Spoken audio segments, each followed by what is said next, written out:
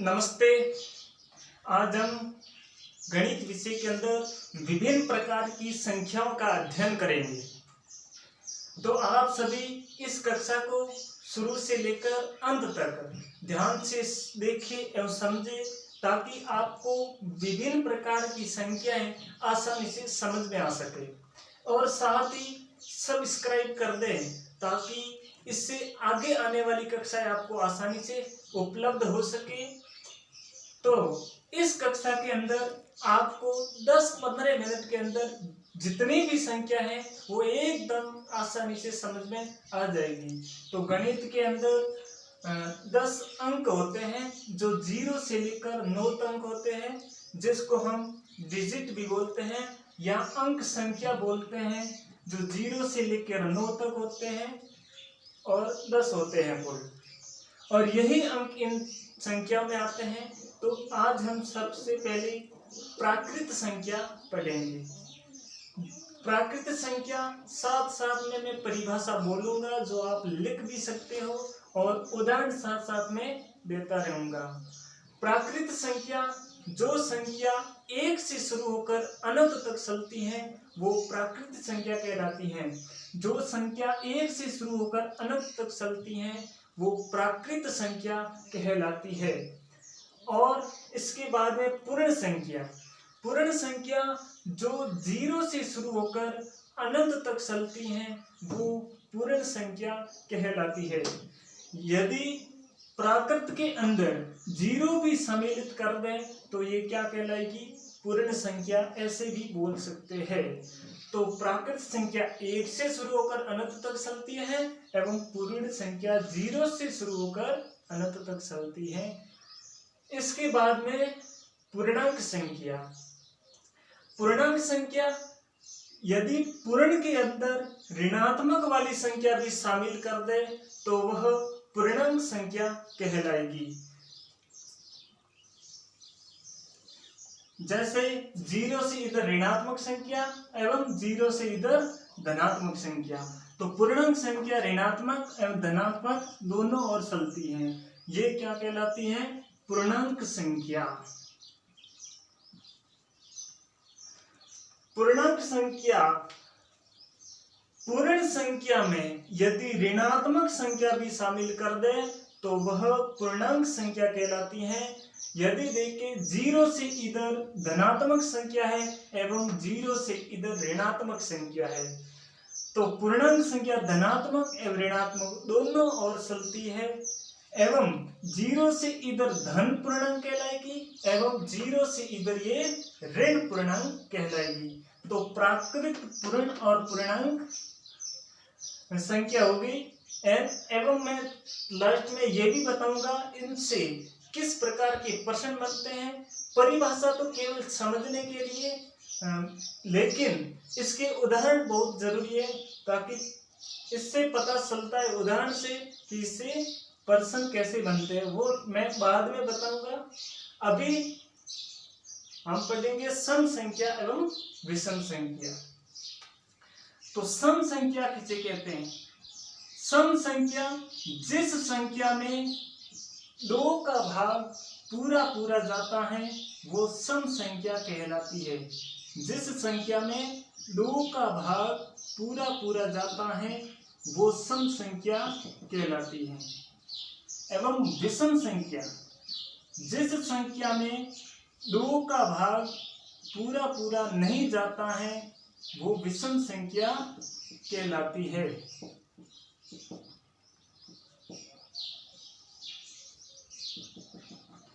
सम संख्या में 2 का भाग पूरा पूरा जाएगा एवं विषम संख्या में 2 का भाग पूरा नहीं जाएगा। केवल उदाहरण ध्यान रखना है कि सम संख्या कौन सी होती है एवं विषम संख्या कौन सी होती है। इसके बाद अरे भाज्य एवं अभाज्य संख्या। तो भाज्य संख्या,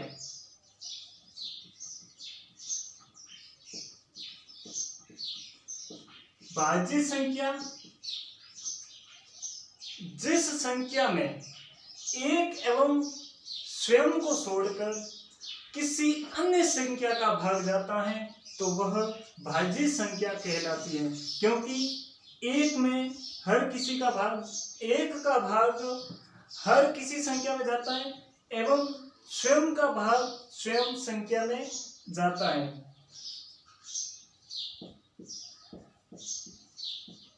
तो ये भाज्य संख्या है, इसमें एक एवं स्वयं से छोड़कर और कोई अन्य संख्या का भाग जा रहा है, इसलिए ये भाज्य संख्या कहलाती है। जैसे एक और स्वयं को छोड़कर इसमें 2 का भाग जा रहा है, इसमें भी 2 का जा रहा है, 3 का जा रहा है, इसलिए मतलब एक एवं स्वयं को छोड़कर और कोई अन्य संख्या का भाग जाता है, इसलिए ये भाज्य संख्या कहलाती है। अभाज्य इसके विपरीत, मतलब एक और स्वयं के अलावा और किसी संख्या का भाग नहीं जाता है, वो कहलाती है अभाज्य संख्या।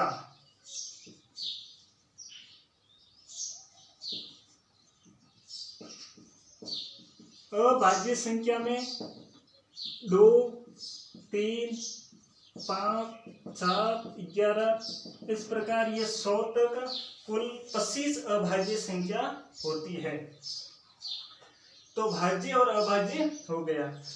अभाज्य संख्या में एक और स्वयं के अलावा किसी अन्य संख्या का भाग नहीं जाता है, वो अभाज्य संख्या कहलाती है। अभाज्य संख्या अभाज्य गुणनखंड करते समय अभाज्य संख्याओं का भाग देते हैं। तो अब मैं बताऊं, सबसे छोटी प्राकृत संख्या, सबसे छोटी प्राकृत संख्या 1 होती है और सबसे छोटी पूर्ण संख्या 0 होती है एवं सबसे छोटी सम संख्या 2 होती है एवं सबसे छोटी विषम संख्या 1 होती है एवं सबसे छोटी भाज्य संख्या 4 होती है एवं सबसे छोटी अभाज्य संख्या 2 होती है। अब भाज्य और अभाज्य में न एक इसमें आया न एक इसमें आया, इसलिए एक न तो भाज्य है एवं न ही अभाज्य है, ये भी ध्यान रखना है। और परिभाषा से भी ये उदाहरण ध्यान रखना बहुत जरूरी है, क्योंकि उदाहरण से ही हम प्रश्नों के उत्तर दे सकते हैं।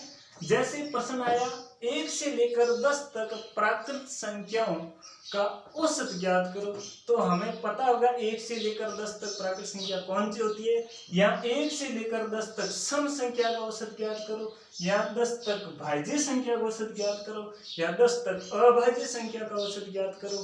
तो हमें पता होगा कि 10 तक अभाज्य संख्या कौन सी होती है, 10 तक भाज्य संख्या कौन सी होती है, तो हम प्रश्नों के उत्तर कर सकते हैं।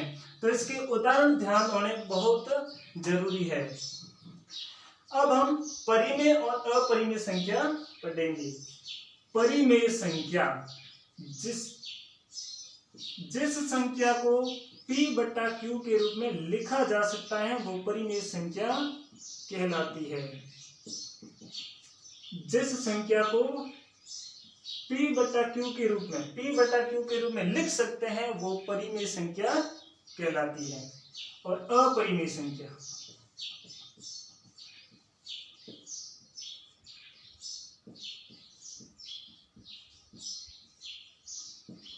इसको p/q के रूप में लिख सकते हैं और इसको p/q के रूप में नहीं लिखा जा सकता। जिस संख्या को p/q के रूप में लिखा जा सकता है, वो परिमेय संख्या कहलाती है एवं जिस संख्या को p/q के रूप में नहीं लिखा जा सकता है, वो अपरिमेय संख्या कहलाती है। इस परिमेय संख्या में p बराबर 0 हो सकता है एवं q बराबर 0 नहीं होगा। यदि p/q मतलब पट्टों में जो संख्या लिखी जाती, जैसे 2/3, 5/2, तो वो परिमेय संख्या है। तो p की जगह 0 हो सकता है, लेकिन q की जगह 0 नहीं होगा। यदि q की जगह 0 हो गया,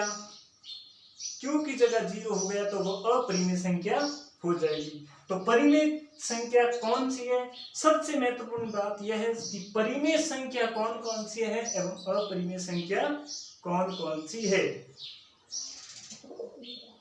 तो सरल से समझ लो कि परिमेय संख्या, अभी हमने ऊपर सभी संख्या पढ़ी प्राकृत, पूर्ण, पूर्णांक, सम, विषम, भाज्य, अभाज्य, ये सभी की सभी संख्याएं परिमेय संख्या में आती हैं। जितनी हमने ऊपर जो भी संख्याएं पढ़ी है, जितनी हमने ये ऊपर जो भी संख्या पढ़ी है, वो सभी की सभी परिमेय संख्या के अंदर आती है। तो अपरिमेय संख्या में कौन सी संख्या आती है? अपरिमेय संख्या में बिल्कुल कम संख्या आती है, मतलब गिनी चुनी, जिसको हम बिल्कुल कम ही पढ़ते हैं। जैसे अपरिमेय संख्या में 2/0, मैंने कहा क्यों की जगह 0 आ गया तो वो अपरिमेय संख्या हो जाएगी। 2 के नीचे 0 लिख दिया, बट्टों में 0 आया तो ये अपरिमेय संख्या हो गई। या √3 है, या √5 है, या अपन पाई को भी मान सकते हैं अपरिमेय संख्या। लेकिन परिमेय संख्या के अंदर कौन सी आती? परिमेय संख्या के अंदर सब बता दिया कि जितनी भी ऊपर वाली ये संख्या हमने पढ़ी है सब परिमेय के अंदर आती। यदि 0/2 हो गया ना तो ये परिमेय के अंदर आएगी, लेकिन 2/0 हुआ तो ये अपरिमेय के अंदर आएगी, क्योंकि क्यों की जगह 0 नहीं होगा, क्यों की जगह 0 होगा तो वह अपरिमेय संख्या हो जाएगी। और p बराबर 0 हो सकता है, परिमेय संख्या में p बराबर 0 हो सकता है, इसलिए 0/2 क्या है? परिमेय संख्या। क्योंकि 2 का भाग 0 में देने से क्या आ जाएगा? 0 आएगा, और 0 क्या होती है? परिमेय संख्या। लेकिन 0 का भाग 2 में देने से अनंत आएगा, कोई उत्तर नहीं आएगा, अनंत आता है, इसलिए क्या है? अपरिमेय संख्या। इसमें और कोई भी संख्या लिख सकते हैं, परिमेय संख्या बहुत सारी है, जो अपन ने सभी ऊपर पढ़ लिया है, सब की सब परिमेय संख्या कहलाती है। अब हम पढ़ेंगे दशमलव संख्या। दशमलव संख्या कौन सी होती है? जिसमें दशमलव लगा होता है वो दशमलव संख्या रहती है। जिस संख्या में दशमलव लगा होता है, जैसे 2.5 है, 1.5 है, ये सब क्या कहलाती है? दशमलव। दशमलव संख्या ये सब दशमलव कहलाती है। जिस संख्या में दशमलव लगा होता है या जिसके बट्टों में 10 या 10 की घात के रूप में होगा तो वो दशमलव संख्या हो जाएगी। क्योंकि जिसके बट्टों में 10 होगा, 10 का भाग देने से दशमलव लगेगा, इसलिए वो होती है दशमलव संख्या। एवं भिन्न संख्या क्या होती है? जिसको हम भिन्न के रूप में लिखते हैं या बट्टों के रूप में, जैसे 2/3, 5/6, 1/3, 3/6, वो होती है भिन्न संख्या। और भिन्न भी अलग अलग प्रकार की होती हैं, जैसे उचित भिन्न, अनुचित भिन्न, मिश्र भिन्न, वो भिन्नों के प्रकार में हम पढ़ेंगे। तो यहाँ पर सभी प्रकार की संख्याएं कंप्लीट हो गई है, और इसमें और भी बहुत सारे प्रश्न बनते हैं, जैसे क्या सभी प्राकृत संख्या पूर्ण संख्या होती है? तो सभी प्राकृत संख्या पूर्ण संख्या होती है, लेकिन सभी पूर्ण संख्या प्राकृत संख्या नहीं होती है, क्योंकि पूर्ण के अंदर 0 भी आ जाता है, 0 प्राकृत संख्या के अंदर नहीं है। इस प्रकार बहुत सारे प्रश्न बनते हैं, जैसे क्या -1 पूर्ण संख्या है? -1 पूर्ण संख्या नहीं है, क्योंकि -1 पूर्णांक संख्या है। क्या 3 पूर्णांक संख्या है? 3 पूर्णांक संख्या है। 0 पूर्णांक संख्या है? 0 पूर्णांक संख्या है। ऐसे बहुत सारे प्रश्न बनते हैं, परिभाषा याद रहे या नहीं रहे, लेकिन इसके उदाहरण ध्यान रखना बहुत जरूरी है। जैसे क्या 4 भाज्य संख्या है? 4 भाज्य है, या उसे 2 भाज्य है या अभाज्य? सबसे मोस्ट प्रश्न, 2 भाज्य है या अभाज्य? 2 अभाज्य संख्या है और 1 भाज्य है या अभाज्य? 1 न तो भाज्य है एवं न ही अभाज्य संख्या है। इस प्रकार बहुत सारे प्रश्न बनते हैं। तो इस कक्षा को शुरू से अंत तक ध्यान से समझा तो आपकी जितनी भी विभिन्न प्रकार की संख्याएं थी कंप्लीट हो गई, या मतलब समझ में आ गई। और इसके जो भी आगे हैं वो अगली कक्षा के अंदर आपको मतलब अगले वीडियो के अंदर समझाएंगे। थैंक यू, धन्यवाद।